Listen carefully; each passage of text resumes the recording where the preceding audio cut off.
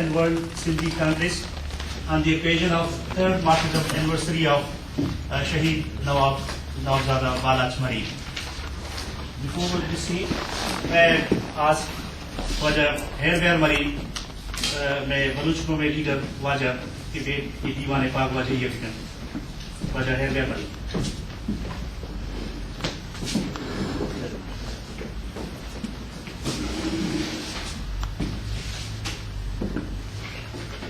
Thank you. Now may I ask World Sindhi Congress Chairman Dr. Hidayatullah Bhutto to come and join us in the panel.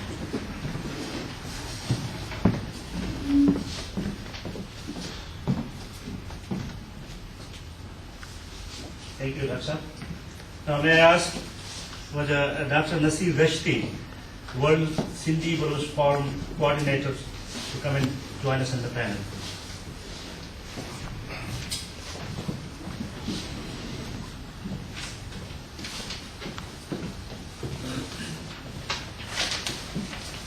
Thank you, Dr.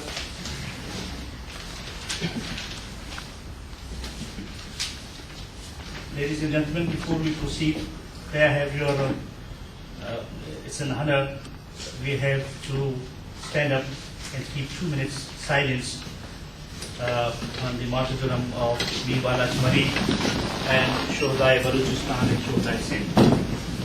Say up time, that late.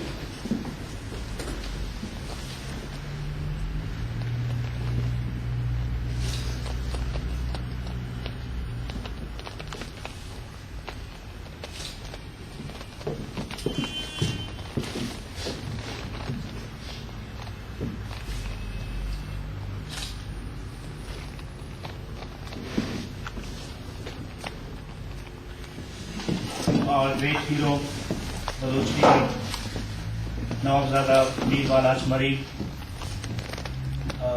He was a young man. He has a lot of affection and respect for his nation, although he was a Western educated man, young man, but he lived the Western life and went to Balochistan to live with common Baloch men. He was a member of Balochistan Provincial Assembly. He took oath not on Pakistan, but he took his oath on Balochistan. This shows his love and affection for his people, for his watan, for his motherland, Balochistan. And he lived till his last breath with his Baloch nation, with common Baloch, and he prepared to die, live and die with them. He was killed on 19th November 2007 by Pakistani army. He embraced martyrdom. His martyrdom, his death, has brought a new hope for Baloch nation. Baloch nation, a hope for a new life, a hope of living, being free and independent, with dignity, with honor. Today, he's a symbol and he's a ray of hope of that independence and freedom. Balaach is not, although he was martyred, but he lives forever. He lives till the last minutes or seconds of this universe. He lives in our hearts and souls. He's an inspiration for freedom and independence of Baloch nation. Baloch believes that he is Namiran. He lives forever. Today we are celebrating his martyrdom with the hope and with his commitment that, as the Baloch say, let us commit ourselves to his work and his wishes of freedom of Balochistan. Balochi Arushan Byayat Jazba Jusha Taran Kane, let's fulfill this commitment तू जज्बो जोशा त्रान कने मा अहदो कसम पैमान कने होना चुबाला चा वती रेचान कने जाना वती कुर्बान कने बुर्ज नामे बलोचे शान कने मा अहद कने पैमान कने मा आजाद Balochistan कने. Thank you very much. So many speakers here. We have to call signed up to shed light on the life of Balochistan. Before we do that, we have a honorable guest, Macmillan, of Kent refugees. He has to go earlier, so I will request him to come and say a few words. Macmillan.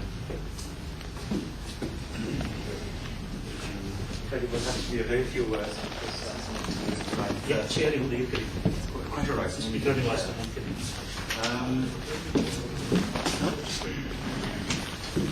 my name is Macmillan, and I've known the Baloch for well over 20 years now, and mainly in the context of the Gulf, and of course have noted many of the evolutions of the Baloch struggle, and was deeply moved by the martyrdom of Shaheed Balaach Marri,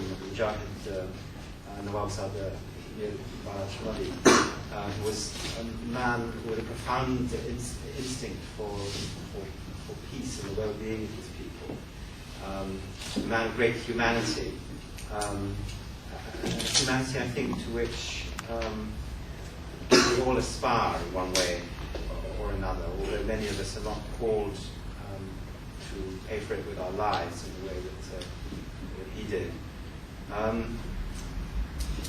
I would like to draw your attention to the subtle importance in the context of the English judicial process, and not just in this country, of documenting the suffering of the Baloch to the highest possible standards.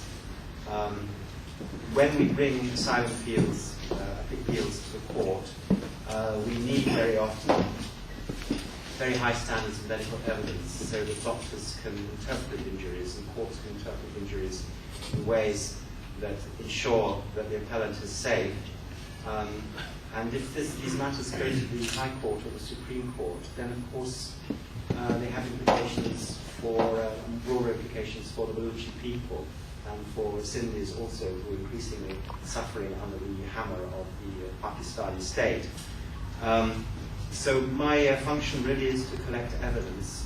There's a particular kind of evidence that interests me, which is evidence that I know that will be material in court proceedings, very often in asylum proceedings. I work on Balochistan, on the Iranians under the minorities under the hammer of the Iranian state, as well as the Pakistani state, and most recently on the depredations of the oil corporations in Nigeria. So in the context of the extraction of minerals, the violence that results from the global competition for the resources of Balochistan, I hope that when people claim asylum, they will ensure that their injuries are documented to the highest standards, and that we are able to put these injuries in the context in which they occurred in a way that the courts understand, because I think that this will be of service to the Balochi court. And you are a patient people, and you have waited many years for the simple right to live in peace and security.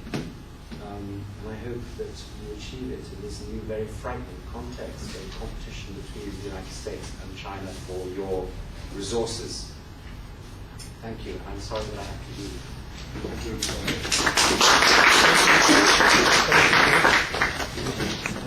you very much.